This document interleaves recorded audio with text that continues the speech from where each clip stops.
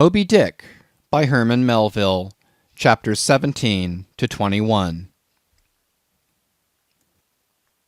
Chapter 17. The Ramadan. As Queequeg's Ramadan, or fasting and humiliation, was to continue all day, I did not choose to disturb him till towards nightfall, for I cherish the greatest respect towards everybody's religious obligations, never mind how comical, and couldn't find it in my heart to undervalue even a congregation of ants worshipping a toadstool, or those other creatures in certain parts of our earth who, with a degree of footmanism quite unprecedented in other planets, bow down before the torso of a deceased landed proprietor merely on account of the inordinate possessions yet owned and rented in his name. I say we good Presbyterian Christians should be charitable in these things, and not fancy ourselves so vastly superior to other mortals, pagans and what not, because of their half-crazy conceits on these subjects. There was Queequeg now, certainly entertaining the most absurd notions about Yojo and his Ramadan, but what of that? Queequeg thought he knew what he was about, I suppose. He seemed to be content, and there let him rest. All our arguing with him would not avail. Let him be, I say, and heaven have mercy on us all, Presbyterians and pagans alike, for we are all somehow dreadfully cracked about the head, and sadly need mending. Towards evening, when I felt assured that all his performances and rituals must be over, I went up to his room and knocked at the door, but no answer. I tried to open it, but it was fastened inside. "Queequeg," said I, softly, through the keyhole, all silent. "I say, Queequeg, why don't you speak? It's I, Ishmael." But all remained still as before. I began to grow alarmed. I had allowed him such abundant time, I thought he might have had an apoplectic fit. I looked through the keyhole, but the door opening into an odd corner of the room, the keyhole prospect was but a crooked and sinister one. I could only see part of the footboard of the bed, and a line of the wall, but nothing more. I was surprised to behold, resting against the wall, the wooden shaft of Queequeg's harpoon, which the landlady the evening previous had taken from him before our mounting to the chamber. That's strange, thought I, but at any rate, since the harpoon stands yonder, and he seldom or never goes abroad without it, therefore he must be inside here, and no possible mistake. "Queequeg! Queequeg!" All still. Something must have happened. Apoplexy. I tried to burst open the door, but it stubbornly resisted. Running downstairs, I quickly stated my suspicions to the first person I met, the chambermaid. "La, la," she cried, "I thought something must be the matter. I went to make the bed after breakfast, and the door was locked, and not a mouse to be heard, and it's been just so silent ever since. But I thought, maybe, you had both gone off and locked your baggage in for safe keeping. La, la, ma'am, mistress, murder, Mrs. Hussey, apoplexy." And with these cries she ran toward the kitchen, I following. Mrs. Hussey soon appeared with a mustard pot in one hand and a vinegar cruet in the other, having just broken away from the occupation of attending to the castors and scolding her little black boy meantime. "Woodhouse," cried I, "which way to it? Run, for God's sake, and fetch something to pry open the door. The axe, the axe! He's had a stroke, depend upon it." And so saying, I was unmethodically rushing upstairs again empty-handed, when Mrs. Hussey interposed the mustard pot and vinegar cruet and the entire castor of her countenance. "What's the matter with you, young man? Get the axe. For God's sake, run for the doctor, some one, while I pry it open." "Look here," said the landlady, quickly putting down the vinegar cruet, so as to have one hand free. "Look here, are you talking about prying open any of my doors?" And with that she seized my arm. "What's the matter with you? What's the matter with you, shipmate?" In as calm but as rapid a manner as possible, I gave her to understand the whole case. Unconsciously clapping the vinegar cruet to one side of her nose, she ruminated for an instant, then exclaimed, "No, I haven't seen it since I put it there." Running to the little closet under the landing of the stairs, she glanced in, and returning told me that Queequeg's harpoon was missing. "He's killed himself," she cried. "It's unfortunate Stiggs done over again. There goes another counterpane. God pity his poor mother. It'll be the ruin of my house. Has the poor lad a sister? Where's that girl? There, Betty, go to Snarls the painter and tell him to paint me a sign with no suicides permitted here and no smoking in the parlor. Might as well kill both birds at once. Kill! Ah, the Lord be merciful to his ghost. What's that noise there? You, young man, avast there! And running up after me, she caught me as I was again trying to force open the door. I don't allow it. I won't have my premises spoiled. Go for the locksmith. There's one about a mile from here. But avast! Putting her hand in her side pocket. Here's a key that'll fit, I guess. Let's see. And with that she turned it in the lock, but alas, Queequeg's supplemental bolt remained undrawn within. Have to burst it open, said I, and was running down the entry a little for a good start when the landlady caught at me, again vowing that I should not break down her premises. But I tore from her, and with a sudden bodily rush dashed myself full against the mark. With a prodigious noise the door flew open, and the knob slamming against the wall sent the plaster to the ceiling. And there, good heavens, there sat Queequeg, altogether cool and self-collected, right in the middle of his room, squatting on his hams and holding Yojo on the top of his head. He looked neither one way nor the other way, but sat like a carved image with scarce a sign of active life. Queequeg, said I, going up to him, Queequeg, what's the matter with you? He hain't been sitting so all day, has he? Said the landlady. But all we said, not a word could we drag out of him.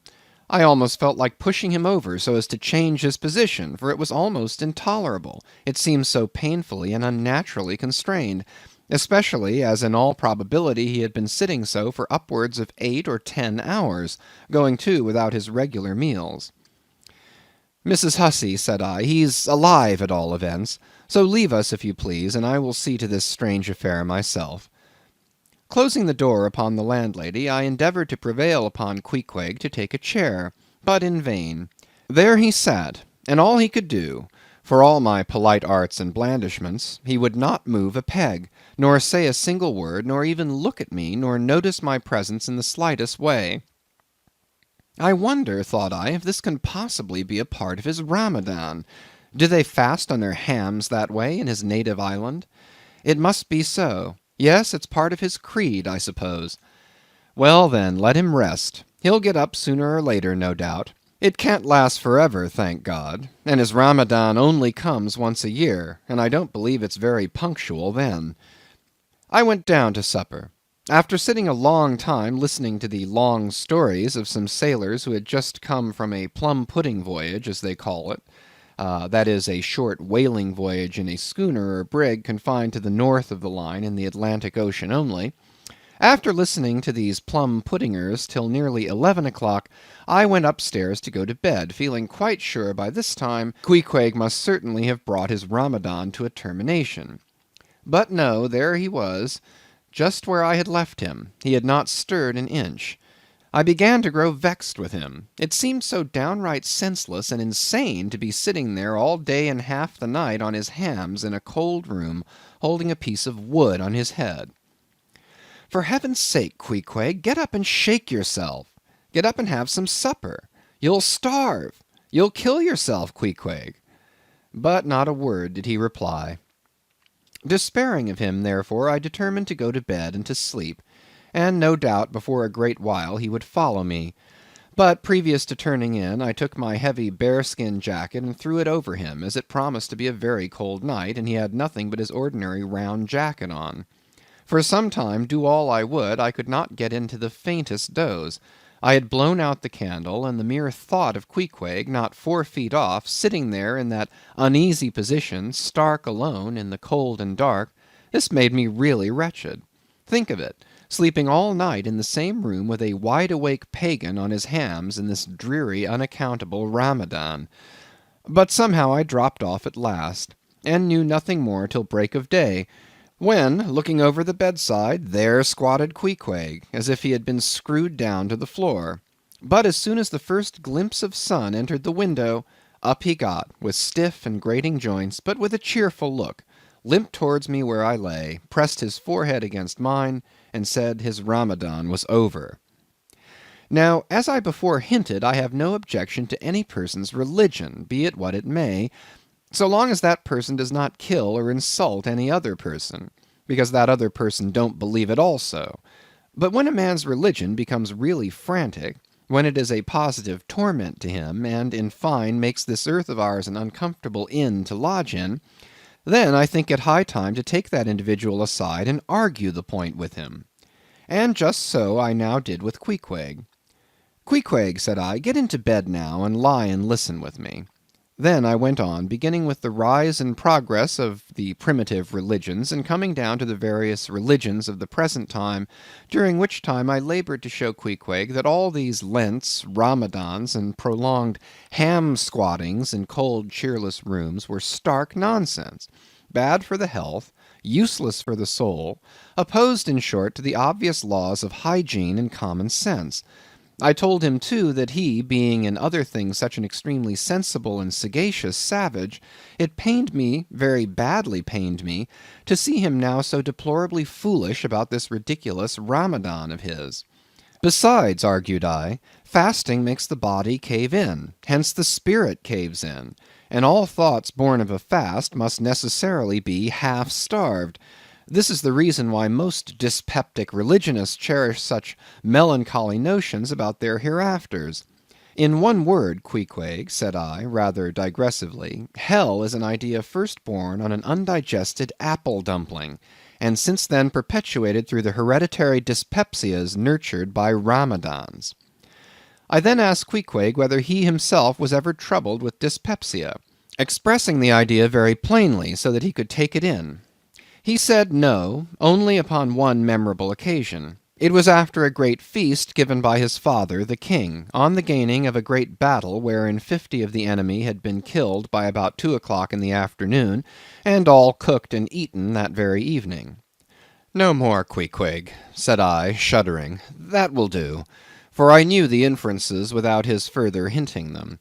I had seen a sailor who had visited that very island, and he told me that it was the custom, when a great battle had been gained there, to barbecue all the slain in the yard or garden of the victor, and then, one by one, they were placed in great wooden trenchers, and garnished round like a pilau with breadfruit and cocoanuts, and with some parsley in their mouths were sent round with the victor's compliments to all his friends, just as though these presents were so many Christmas turkeys.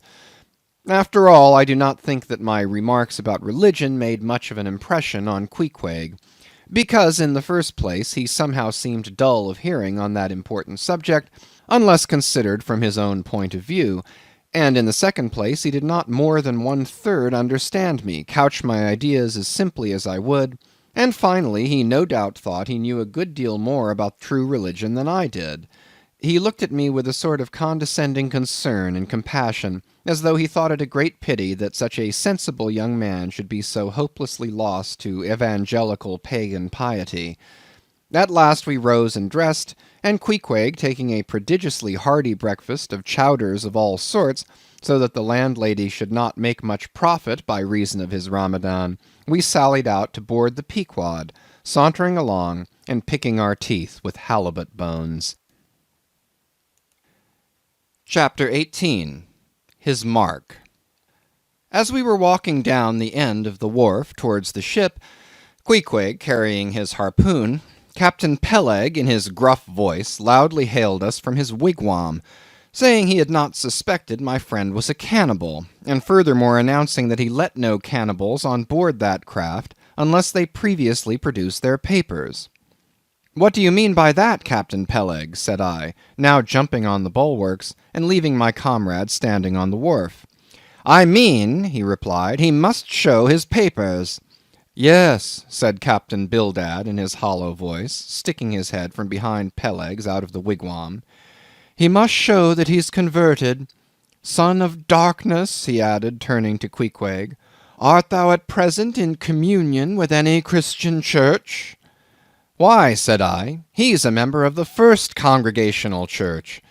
Here be it said that many tattooed savages sailing in Nantucket ships at last come to be converted into churches. First Congregational Church, cried Bildad. What? that worships in Deacon Deuteronomy Coleman's meeting-house?" And so saying, taking out his spectacles, he rubbed them with his great yellow bandana handkerchief, and putting them on very carefully, came out of the wigwam, and leaning stiffly over the bulwarks, took a good long look at Queequeg. "How long hath he been a member?" he then said, turning to me. "Not very long, I rather guess, young man." "No," said Peleg, "and he hasn't been baptized right either, or it would have washed some of that devil's blue off his face." "Do tell now," cried Bildad, "is this Philistine a regular member of Deacon Deuteronomy's meeting? I never saw him going there, and I pass it every Lord's Day." "I don't know anything about Deacon Deuteronomy or his meeting," said I. "All I know is that Queequeg here is a born member of the First Congregational Church. He is a deacon himself, Queequeg is." "Young man," said Bildad sternly, "thou art skylarking with me. Explain thyself, thou young Hittite. What church dost thee mean? Answer me." Finding myself thus hard pushed, I replied, "I mean, sir, the same ancient Catholic church to which you and I and Captain Peleg there, and Queequeg here, and all of us, and every mother's son and soul of us belong. The great and everlasting first congregation of this whole worshipping world. We all belong to that. Only some of us cherish some queer crotchets, in no way touching the grand belief. In that we all join hands." "Splice, thou meanst, splice hands," cried Peleg, drawing nearer. "Young man, you'd better ship for a missionary instead of a foremast hand. I never heard a better sermon. Deacon Deuteronomy, why, Father Mapple himself couldn't beat it, and he's reckoned something. Come aboard, never mind about the papers. I say, tell Quohog there, what's that you call him? Tell Quohog to step along. By the great anchor, what a harpoon he's got there. Looks like good stuff, that, and he handles it about right. I say, Quohog, or whatever your name is, did you ever stand in the head of a whaleboat? Did you ever strike a fish?" Without saying a word, Queequeg, in his wild sort of way, jumped upon the bulwarks, from thence into the bows of one of the whaleboats hanging to the side, and then bracing his left knee, and poising his harpoon, cried out in some such way as this: "Cap'n, you see him small drop tar on water there? You see him? Well, s'pose him one whale eye. Well den." And taking sharp aim at it, he darted the iron right over Bildad's broad brim, clean across the ship's deck, and struck the glistening tar spot out of sight. "Now," said Queequeg, quietly hauling in the line, "s'posey him whaley eye. Why, dat whale dead." "Quick, Bildad," said Peleg, his partner, who, aghast at the close vicinity of the flying harpoon, had retreated towards the cabin gangway. "Quick, I say you, Bildad, and get the ship's papers. We must have Quohog, in one of our boats. Look ye, Quohog, we'll give ye the 90th lay, and that's more than ever was given a harpooneer yet out of Nantucket." So down we went into the cabin, and to my great joy Queequeg was soon enrolled among the same ship's company to which I myself belonged. When all preliminaries were over, and Peleg had got everything ready for signing, he turned to me and said, "I guess Quohog there don't know how to write, does he? I say, Quohog, blast ye, dost thou sign thy name, or make thy mark?" But at this question Queequeg, who had twice or thrice before taken part in similar ceremonies, looked no ways abashed, but taking the offered pen, copied upon the paper, in the proper place, an exact counterpart of the queer round figure which was tattooed upon his arm, so that through Captain Peleg's obstinate mistake touching his appellative, it stood something like this: Quohog, his mark, X.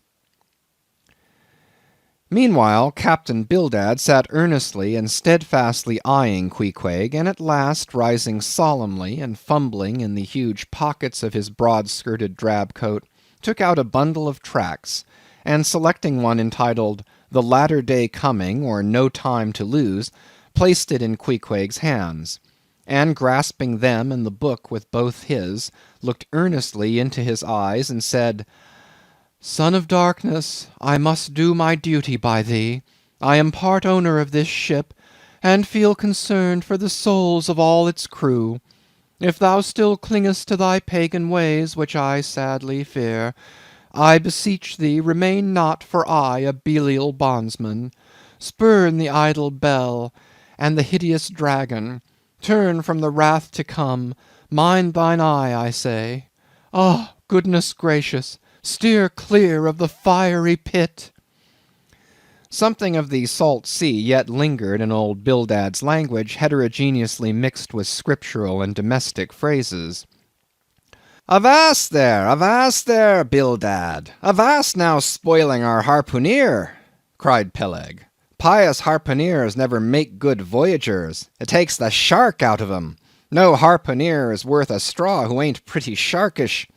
There was young Nat Swain, once the bravest boat-header out of all Nantucket and the Vineyard. He joined the meeting and never came to good. He got so frightened about his plaguey soul that he shrinked and steered away from whales for fear of afterclaps in case he got stove and went to Davy Jones.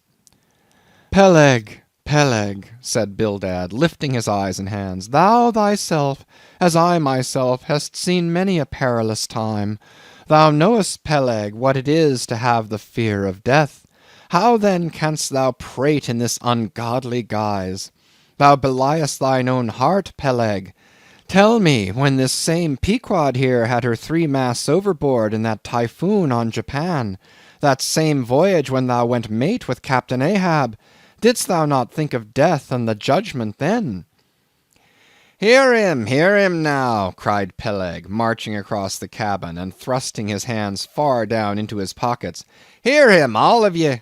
Think of that, when every moment we thought the ship would sink. Death and the judgment then? What? With all 3 masts making such an everlasting thundering against the side, and every sea breaking over us fore and aft? Think of death and the judgment then? No time to think about death then. Life was what Captain Ahab and I was thinking of, and how to save all hands, how to rig jury masts, how to get into the nearest port. That's what I was thinking of. Bildad said no more, but buttoning up his coat, stalked on deck, where we followed him. There he stood, very quietly overlooking some sailmakers who were mending a topsail in the waist. Now and then he stooped to pick up a patch or save an end of tarred twine, which otherwise might have been wasted. Chapter 19. The Prophet. Shipmates, have ye shipped in that ship?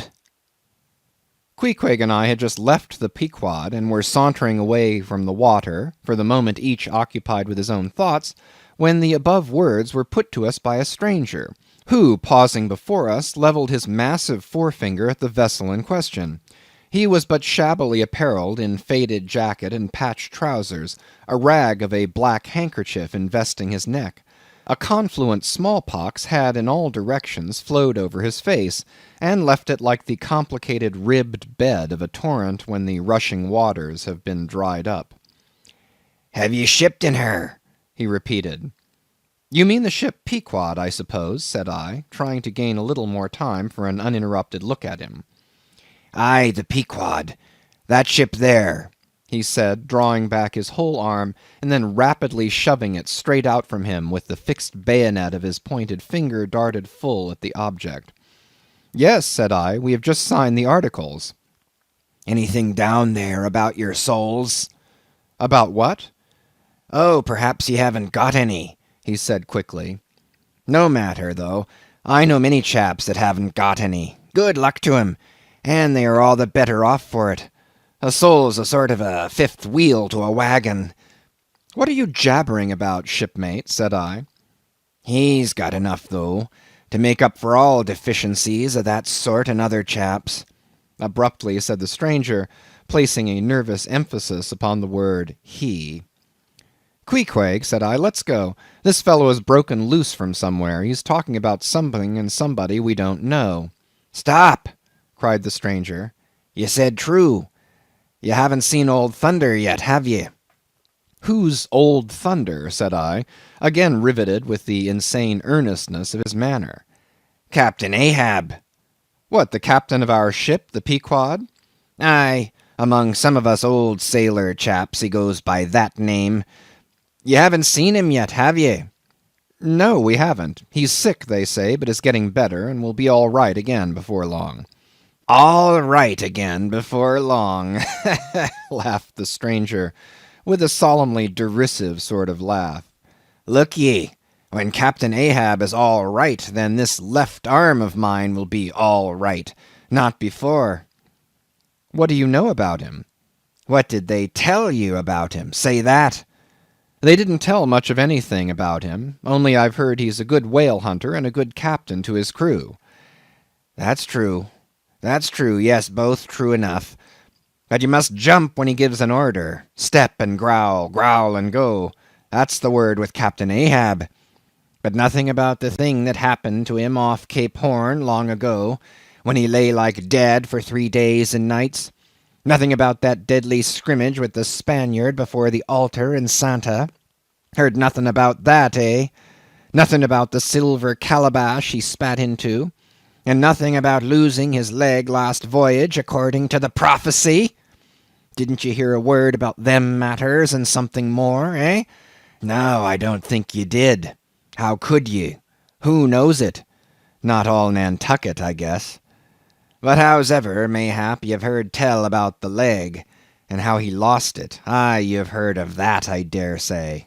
Oh, yes, that everyone knows a'most. I mean, they know he's only one leg, and that a parmaset he took the other off. My friend, said I, what all this gibberish of yours is about, I don't know, and I don't much care, for it seems to me that you must be a little damaged in the head. But if you are speaking of Captain Ahab, of that ship there, the Pequod, then let me tell you that I know all about the loss of his leg.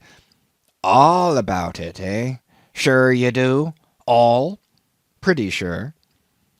With finger pointed and eye levelled at the Pequod, the beggar-like stranger stood a moment, as if in troubled reverie, and then, starting a little, turned and said, You've shipped, have ye? Names down on the papers?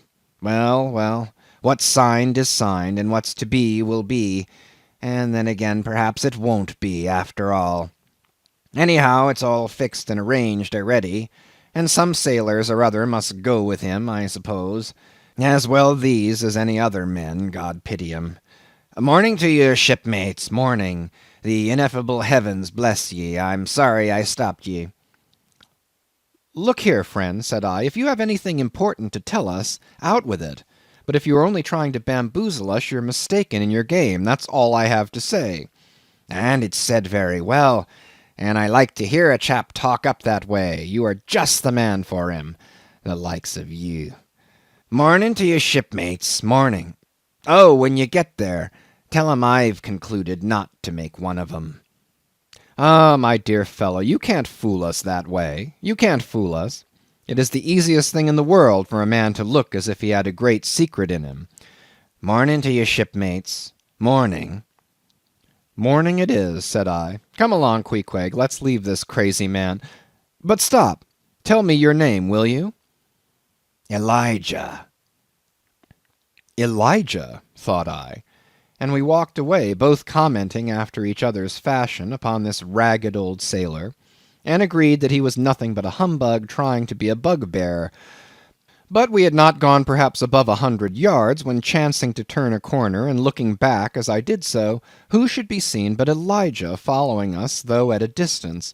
Somehow the sight of him struck me so that I said nothing to Queequeg of his being behind, but passed on with my comrade, anxious to see whether the stranger would turn the same corner that we did.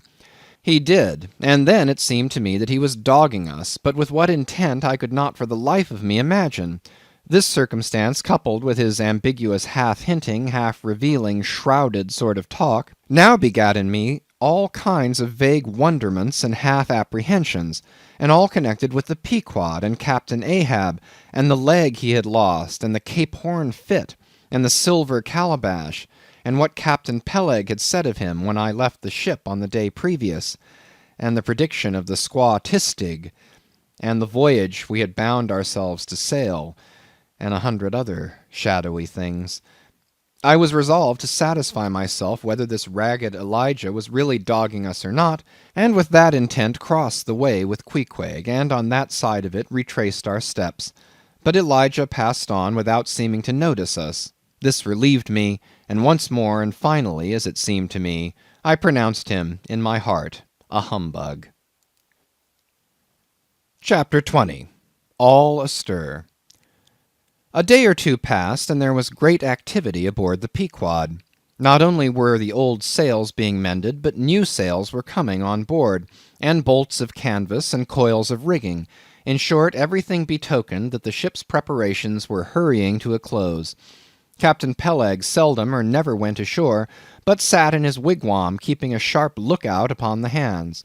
Bildad did all the purchasing and providing at the stores, and the men employed in the hold and on the rigging were working till long after nightfall. On the day following Queequeg's signing the articles, word was given at all the inns where the ship's company were stopping that their chests must be on board before night, for there was no telling how soon the vessel might be sailing.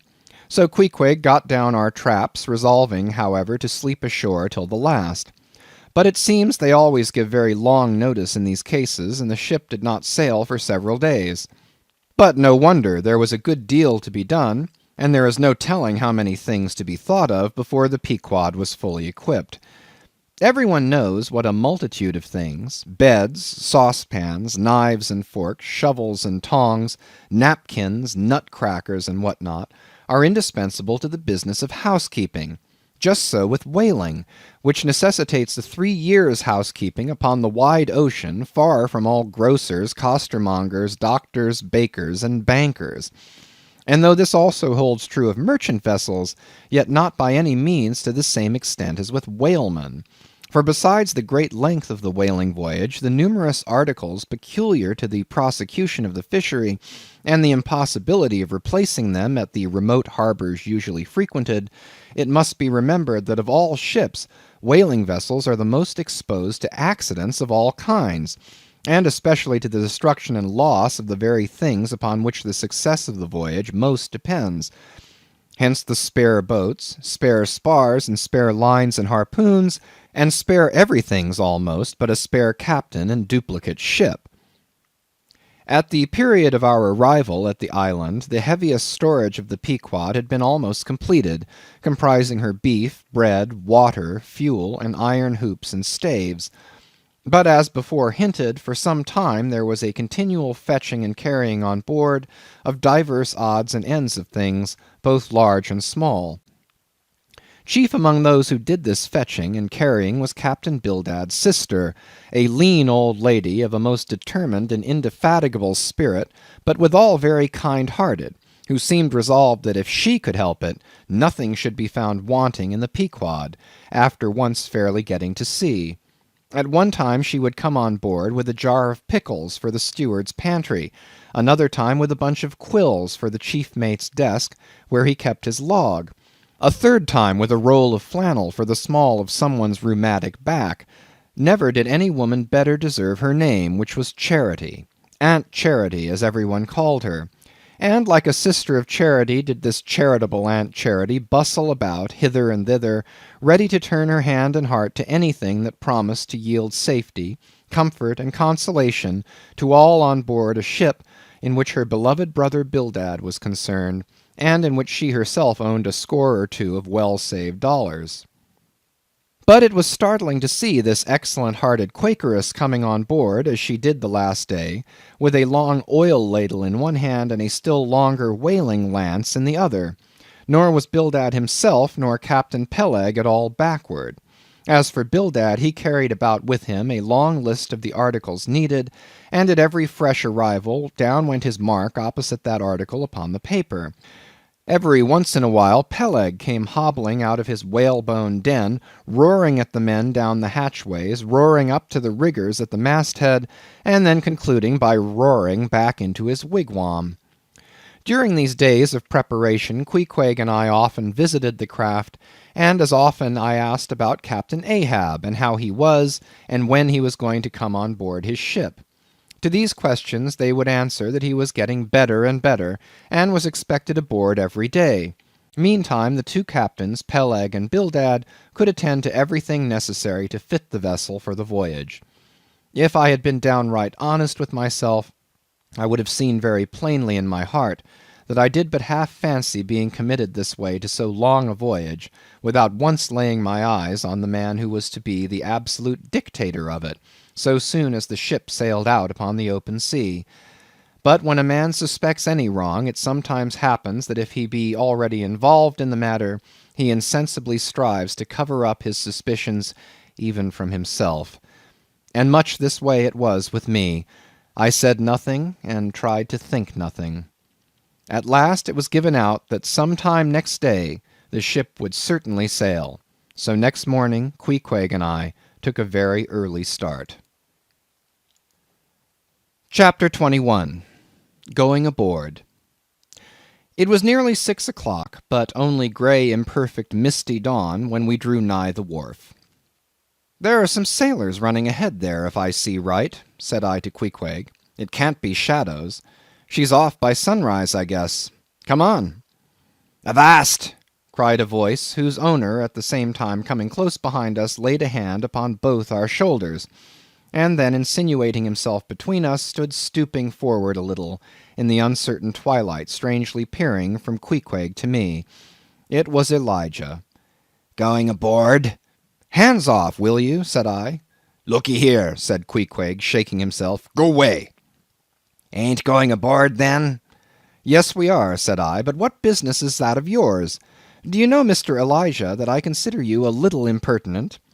No, I wasn't aware of that," said Elijah, slowly and wonderingly looking from me to Queequeg with the most unaccountable glances. "Elijah," said I, "you will oblige my friend and me by withdrawing. We are going to the Indian and Pacific Oceans, and would prefer not to be detained." "Ye be ye? Coming back before breakfast?" "He's cracked, Queequeg," said I. "Come on." "Halloa!" cried stationary Elijah, hailing us when we had removed a few paces. "Never mind him," said I. "Queequeg, come on." But he stole up to us again, and suddenly clapping his hands on my shoulder, said, "Did you see anything looking like men going towards that ship a while ago?" Struck by this plain, matter-of-fact question, I answered, saying, yes, I thought I did see 4 or 5 men, but it was too dim to be sure. "Very dim, said Elijah. "Morning to ye." Once more we quitted him, but once more he came softly after us, and touching my shoulder again, said, "See if you can find 'em now, will ye?" "Find who?" "Morning to ye," he rejoined, again moving off. "Oh, I was going to warn you against... But never mind. It's all one, all in the family, too. Sharp frost this morning, ain't it? Good-bye to ye. Shan't see you again very soon, I guess, unless it's before the grand jury." And with these cracked words he finally departed, leaving me for the moment in no small wonderment at his frantic impudence. At last, stepping on board the Pequod, we found everything in profound quiet, not a soul moving. The cabin entrance was locked within, the hatches were all on, and lumbered with coils of rigging. Going forward to the forecastle, we found the slide of the scuttle open. Seeing a light, we went down, and found only an old rigger there, wrapped in a tattered pea-jacket.